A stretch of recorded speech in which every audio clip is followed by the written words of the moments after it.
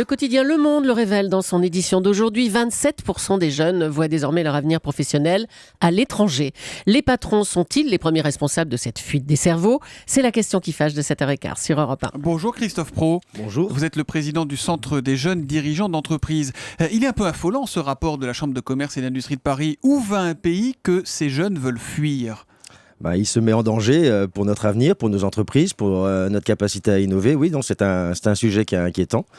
Très inquiétant. On a aujourd'hui, je pense, plusieurs personnes ont des responsabilités. Nous, entrepreneurs, je pense qu'il faut qu'on n'ait pas honte de le dire. On a un vrai travail à faire sur notre attractivité, sur notre capacité. Si les entreprises étrangères aspirent nos talents, c'est aussi parce que vous, les entreprises, vous ne savez pas les retenir. On ne sait pas les retenir ou on n'a pas encore trouvé complètement les clés. En fait, si vous voulez, on a des entreprises en France qui sont assez vieillissantes. Je veux dire, tout le monde rêve de Google et de Microsoft, mais ça, c'est pas des entreprises françaises. Et quand on va chez Google en France, tout le monde revient complètement étonné. Mais combien d'entreprises Google on a été capable de créer en France ? Donc pourquoi on n'est pas capable, nous ? Pourquoi nos entreprises, elles ne ressemblent pas à ça ? Pourquoi elles ne se sont pas adaptées à ces modèles-là qui séduisent les jeunes ? Parce qu'on a un climat, je dirais, social, politique, économique qui ne favorise pas finalement l'éclosion de jeunes pousses. On est des formidables créateurs d'entreprises en France, mais on ne sait pas faire grandir nos entreprises. Donc quand elles restent petites, elles n'embauchent pas. Donc voilà, il y a une attractivité qui est faible. Je pense qu'on a... Le jeune est souvent mal considéré aujourd'hui dans la société. On ne lui fait pas confiance. Tous les chefs d'entreprise demandent toujours 5 ans d'expérience. Oui, on est d'accord. Et puis, il le paye mal, souvent. Ils le payent mal aussi. Oui, ils le payent mal. Bon, alors là, pour le coup, l'État... Ils le disent qu'ils sont mieux payés quand ils vont en Angleterre, quand ils vont en Australie, quand ils vont en Asie. Responsabilité. Lorsqu'elle crée un CICE plafonné à 2,5, elle impose aussi aux entreprises de payer mal ses salariés. Donc, il faut que l'État aussi trouve ces clés d'entrée qui vont permettre à un moment de dire à un jeune, on prend le risque, on te fait confiance. Donc, ça revient à la problématique des stages qui a été évoquée il y a quelques semaines. Ça, c'est quand même pas que l'État le responsable de ça. Le fonctionnement des entreprises avec des stages depuis des années, avec des postes qui pourraient être occupés par des gens qui seraient payés sous contrat. Je n'ai pas dit que c'est l'État. Je dis juste qu'il y a une somme de petits ingrédients comme ça qui font que...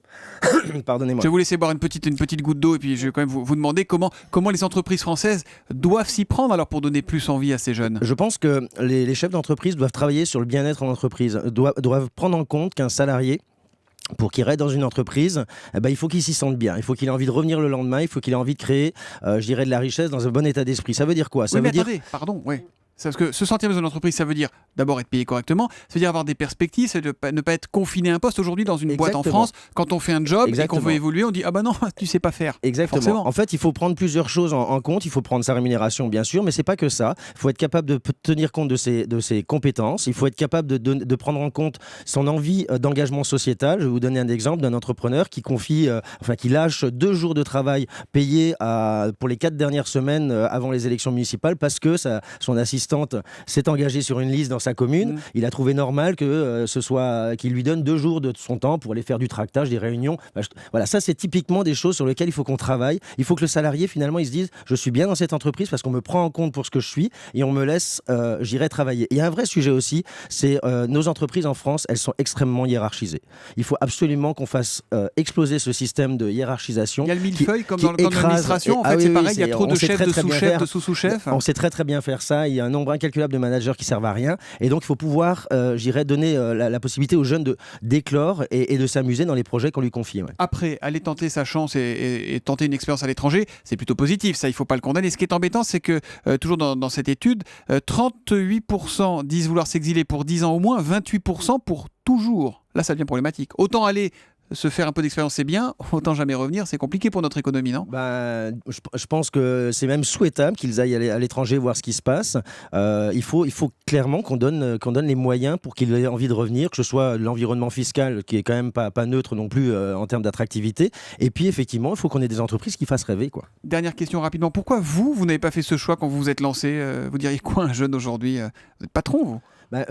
Moi, je n'ai pas fait ce choix parce que franchement, la France apporte toutes les garanties d'une qualité de vie et d'une capacité à créer son entreprise et à travailler dans de bonnes conditions. Donc, il y a aussi beaucoup de jeunes qui restent, qui créent en France et qui reviennent en France. Donc, il ne faut pas l'oublier, il ne faut pas stigmatiser sur ceux qui partent. Il faut aussi regarder et favoriser ceux qui restent. Et il y a des belles choses à faire ici aussi. Merci beaucoup Christophe Pro, président du Centre des jeunes dirigeants d'entreprise, d'être venu ce matin sur Europe 1. Bonne journée à vous.